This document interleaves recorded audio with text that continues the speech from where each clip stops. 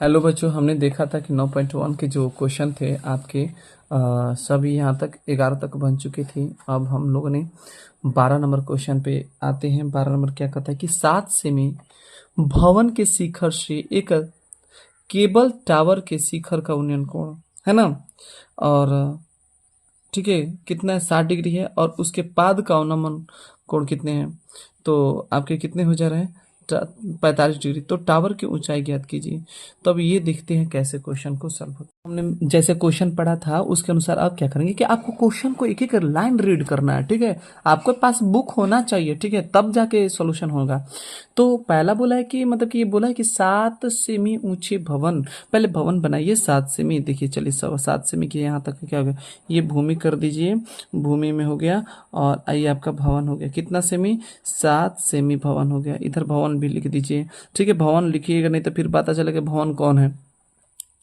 और भवन के शिखर के एक केवल टावर, टावर का शिखर का उन्नयन कोण। अब ये मान लीजिए टावर, हमेशा भवन से क्या होता है, बहुत ऊंचा होता है।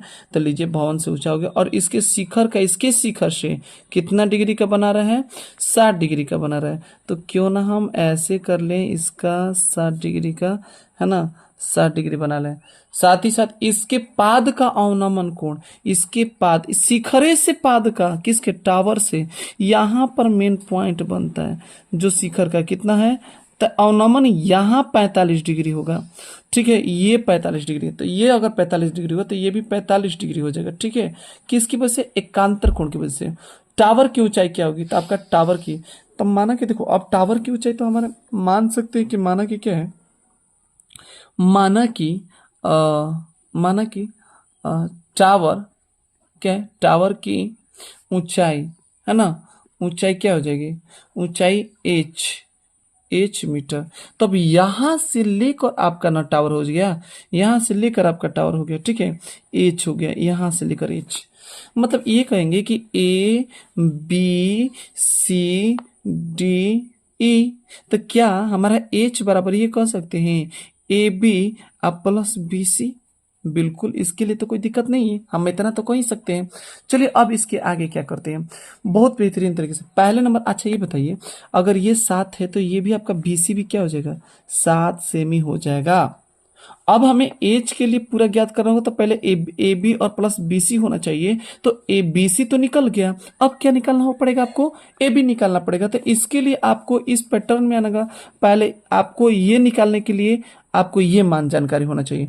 अब ये मान तब आपको आएगा जब ये मान आ जाएगा, क्योंकि इससे कनेक्टेड है ये। तो एक काम करिए ना कि ये मान लाने के लिए पहले हम इस त्रिभुज में देखेंगे, क्या देखेंगे, त्रिभुज, त्रिभुज क्या है, सी डी ई में, है ना, त्रिभुज सी डी ई में।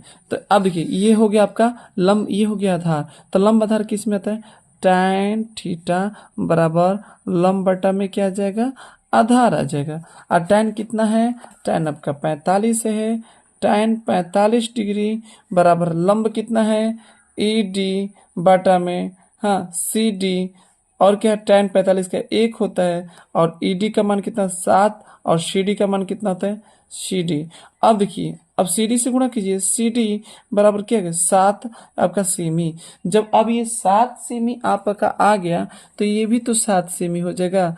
और ठीक है, और जब ये 7 सेमी होगा, सिंपल बात है, आपका ये भी 7 सेमी हो जाएगा, है ना। ये भी 7 सेमी, तो ये भी बराबर है, उसके बराबर हो जाते हैं। ठीक है, यहाँ लिख सकते हैं क्या कि आपका डी सी सी डी जो है वो बीई के क्या है, बराबर है। इसलिए बीई बराबर क्या हो जाएगा, 7 सेमी। जब ये आपका 7 सेमी हो जाएगा तो आप इसके एंगल से रिलेटेड करते हैं, तो क्या होगा, ए बी ई में पुनः क्या देखेंगे, पुनः आप देख सकते हैं, पुनः ए बी, त्रिभुज ए बी ई में, ए बी ई में। तो चलिए बहुत आसान तरीके से कर लेते हैं, क्या हो जाएगा, tan थीटा बराबर लंब बटा आधार, क्या हो जाएगा, लंब बटा आधार। tan कितना, tan 60 डिग्री, tan 60 डिग्री बराबर लंब कितना है, ए बी बटा में आधार कितना है, बी ई।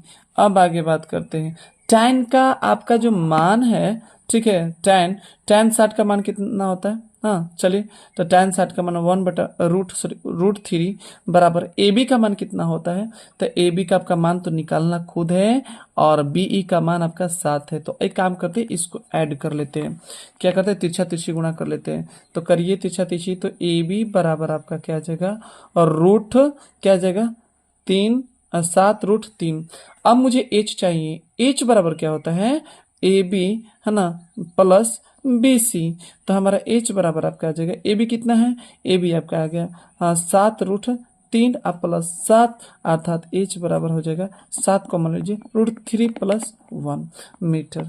तो इस तरीके से आपका ये जो क्वेश्चन है सॉल्व होगा। ये आपका आंसर हो गया। टावर की ऊंचाई क्या आपका ज्ञात हो गया। तो इस पहला नंबर देखिए, सबसे बड़ा रीजन क्या होता है कि आपको यहाँ पे फिगर बनना चाहिए। फिगर अगर बन गया तो समझिए आपका क्वेश्चन सॉल्व हो गया। तो आशा करेंगे कि आपको ये क्वेश्चन क्या होगा, समझ में आ गया होगा बेहतरीन तरीके से। तो इसी तरीके से बनाते रहिए क्वेश्चन, लगे रहिए, बार बार प्रयास करिए। एक बार नहीं समझ में आया 2 बार कीजिए, ठीक है। तो जाते जाते अगर अच्छी लगी हुई वीडियो तो लाइक एंड सब्सक्राइब करना ना भूलिएगा। Thank you for watching this video.